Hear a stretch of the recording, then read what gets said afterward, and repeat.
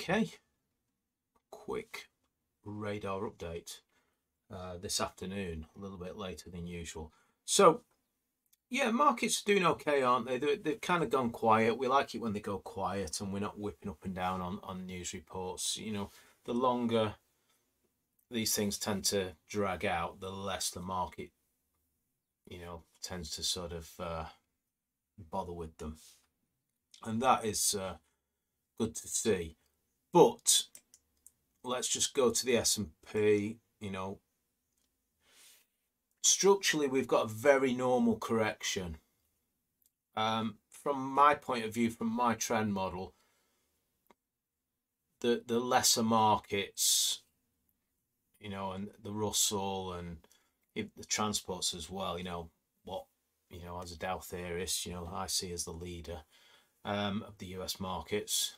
We like to see the Dow transports taking part. There's a lot of destruction there, and for that reason, my index trend model is basically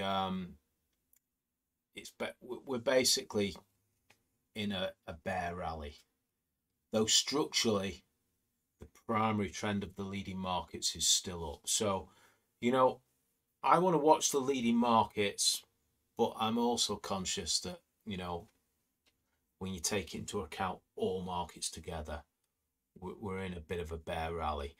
But it's about the leaders, isn't it, for me? And so what I do every day is, I think it's a fantastic time just to come and have a read through my site. And then those who like to look a bit sort of closer at things, I think it's a fantastic time to actually join up and actually just come on a bit of a journey with us. What we do every day, we don't disappear when the markets are rocky. We prepare for it up front. We know exactly how much risk we've got in the markets.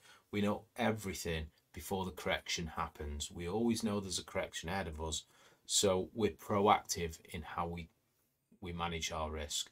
And that doesn't mean just throwing the baby out with the bathwater. For me, it means short-term swing trades tend to be just basically stopped out or exited. Longer term trend trades, and this is, this will probably sort of, with the longer term investors as well of stocks, it's a pretty similar time frame, really.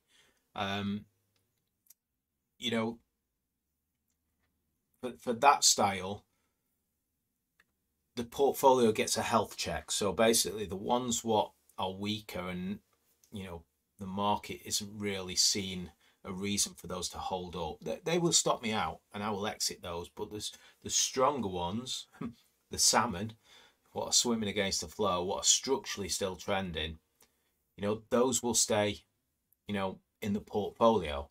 I'll just kind of bring that over to you with CNC. It never broke trend. It got close. It could, if it was trading down here, it would have broken trend. But no, structurally, it held trend. So this is basically one of those salmon in the portfolio, against the flow in that bad market environment. Though you still had a big pullback, but it survived. Not all stocks will survive on it in a trend followers, trends following sort of management sort of methodology. So I think it's a great time to be turning up. I'll tell you how it usually goes, the markets, because there's a high turnover of investors in the markets. So, the way I come at the markets is I try to get people, in a position where they can get through a market correction. As soon as you add risk management, you do add whipsaws, but you basically insulate yourself from disappearing. And at Trading Basis, I teach everything about risk management, so you know exactly how much you have at stake in the market, and you can build rules around that. I share my rules, but it's not my way or the highway. You will learn something from it, and once you've got that in place, you won't disappear in the bad market environments and then just come back in the good. I think anyone who turns up when the markets are good is always going to basically give it all back because they're late to the trends. And someone who turns up to the markets, it's a rite of passage as well, just getting off that sort of zigging when you should be zagging and zagging when you should be zigging sort of treadmill. It is a rite of passage. You've got to feel a bit of it. You've got to feel that, we all sort of go through that sort of learning sort of journey, and then we find our, psychological sort of boundaries, and we back into our risk, and we make it through a pullback, and we turn up to the screens every day proactively and not scared. We turn up to the screens looking for the next emerging trend. So if I showed you a fantastic idea, what was breaking out on this day here, for someone who's just basically got involved in the good times and been beaten up in the correction and is not at the screens, you're never gonna sort of be in tune with the next group of leaders. There will always be a next group of leaders. Lose the doom and gloom mentality, and you've got to be sort of that's all down, it's all psychology, isn't it? But that's dealt with by just learning about risk management, learning about trend management, learning about market phases, learning about growth phases. All the learning basically desensitizes you from the markets, and you can step up and see stocks emerging and believe that this is where stocks have got to trade for them to be going up again. There will be whipsaws. There is no sort of indicator what can sort of solve this for you. It's a game of risk management and having a plan. So I think it's a great time to come and turn up every day. I turn up every day and I run the screens. So you should too. You're going to learn more about the markets by looking at the stocks than actually reading about things on your social medias or your your investing magazines. They're kind of telling you what you want to hear. The stuff you need to hear, you will see with your eyes as it happens in real time. So I'll quickly just fly through what's up today.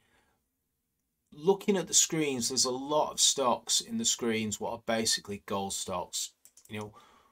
That trend has been running for 18 months, 2 years nearly now.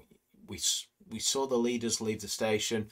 We saw the laggards leave afterwards. The laggards actually turned into leaders as well, which is kind of a bit of a rarity. And that trend has been going for a long time, and we're not looking for that trend. The job is, how do I get involved to ride that trend? So exactly what I've shown you again. If you see a stock breaking out, can you believe in that stock? Is that for the first step of a potential new trend? Now, as these trends start to sort of fill out, you start to see more gold stocks hitting the screens every day. As with the defense stocks, Rolls-Royce. Where's Rolls-Royce at the moment? It's not got back to highs yet, but will it get there? Well, it doesn't matter. The trend started a long time ago when Rolls-Royce broke out. So something to think about, when approaching the markets. Have a little bit of a think about what 90% of people are just coming to stocks through news, and it's news is all in the mix of it, in the price action of the charts. If you come into stocks because they've been fantastic for a long time and there's a deep pullback, you're probably late to the move. You've got to be a little bit more proactive and looking at stocks what are refusing to go down and wanting to break out. And there is no trend behind it, but structurally they're bullish. They're up on the time frames, and they're looking like it might be a new emerging trend. We might start to see many more of the same sector start to punch through 52-week highs as the days come on. So yeah, we're not out of the woods with the markets, but you know, the best time to get involved in the markets is when you're in a correction period. So that being said, I think I'll leave it there. I won't go through all these. We're seeing a mix of sectors today. We're still seeing the precious metals, the the defense stocks bounced, but we want to see what sectors start to sort of fill in. We don't want to see the utilities. We want to see, they'll probably drift off anyway when the market's ready, and we want to see the new leadership forming. Okay.